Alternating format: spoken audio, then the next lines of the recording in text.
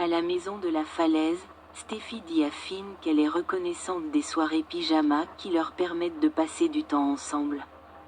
Steffi ne peut sauter de la tête l'image de Hope en lingerie. Finn essaie de lui dire que ce n'était pas ce qu'elle pensait, et Steffi le sait.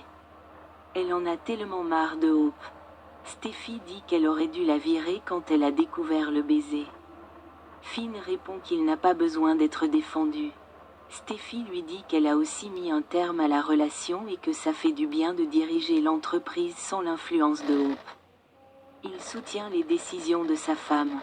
Steffi est heureuse qu'elle soit sortie de leur vie pour de bon. Finn veut lui exprimer combien il aime Steffi. Elle sait combien il l'aime et il dit qu'il est tout à elle. Il lui appartiendra toujours. Cela mène à un baiser, aussi. Steffi et Finn sont plongés dans un bonheur post-coïtal. Il lui promet qu'elle l'aura pour toujours et à jamais. Ridge sait que c'est dur pour elle, mais il le fallait, car Hope a reçu l'ordre de rester loin de Finn, ce qu'elle n'a pas fait. Elle lui dit qu'il a tort à propos de Hope, ce qui amène Ridge à lui demander en quoi il a tort, puisqu'elle était en lingerie et sur Finn. Brooke repense à sa promesse à Hope et sait qu'elle ne peut rien dire de sa relation avec Carter. Brooke dit à Ridge qu'il doit la soutenir. Brooke dit que Steffi essaie de repousser Hope for the Future depuis des mois.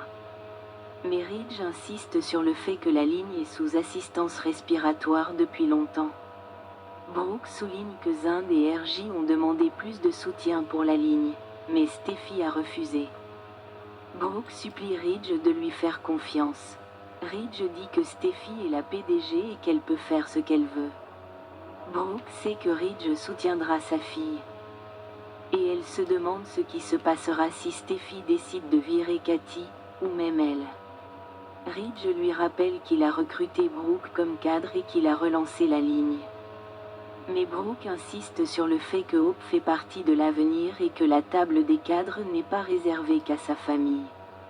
Ridge dit que Hope a essayé de détruire la vie de Steffi, puis qu'elle s'en est prise à Thomas, ce qu'il a envoyé à l'autre bout du monde et qu'il ne peut plus le voir. Peut-être que cela servira de leçon à Hope. Brooke n'arrive pas à croire qu'il pense que Hope a besoin d'une leçon alors que Steffi peut s'en tirer avec la façon dont elle traite les Logan. Ridge tente de faire taire les rumeurs opposant les Forrester aux Logan. Brooke, en larmes, confie à Ridge que cela lui brise le cœur qu'il ne lui fasse pas confiance et ne la respecte pas. Loft de Carter, Hope n'arrive pas à croire que tout cela arrive.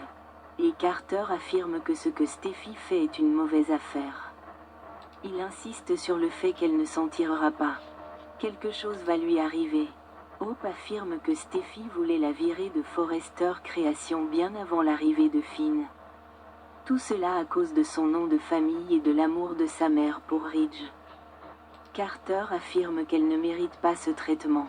Hope ne peut s'empêcher de penser à Charlie qu'il a escorté dehors devant tout le monde.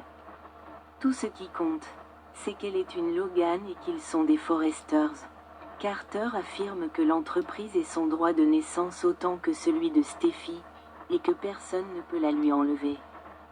Carter dit à Hope de se battre pour ce qui lui appartient. Hope dit qu'avec lui, elle se sent peut-être capable de se battre. Il loue sa force et son intelligence. Il a vu à quel point les gens l'admirent et comment elle inspire son entourage, lui y compris. C'est une battante, mais elle n'a plus à se battre seule, car il va se battre pour elle et avec elle. Hope dit qu'elle s'est toujours sentie seule, mais Carter la serre dans ses bras et lui dit qu'il la tient. Il ne la laissera pas tomber. Hope dit qu'elle le croit et qu'elle pense qu'il est l'homme de ses rêves. Cela, bien sûr, mène à un baiser.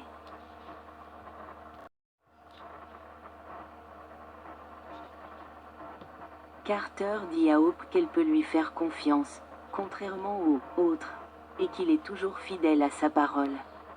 Elle dit qu'elle n'a jamais eu cela auparavant. Tout est si facile avec Carter. Il lui dit qu'elle peut compter sur lui et qu'il ne lui ferait jamais de mal. Elle a l'impression qu'elle pourrait tout faire avec lui à ses côtés. Elle veut qu'il lui promette de ne jamais la laisser partir. Carter et Hope, pendant ce temps, s'embrassent. Carter lui dit qu'il l'aime. Elle s'émerveille qu'il soit resté devant elle tout ce temps sans qu'elle ne l'ait vu. Elle l'embrasse, lui disant qu'elle le voit maintenant. Puis elle lui dit qu'elle l'aime aussi. Des vêtements sont arrachés et des abdos sont admirés par des regards passionnés. Hope sourit en retirant sa robe, révélant sa lingerie en dessous. C'est l'heure de leur voyage dans le train du coït.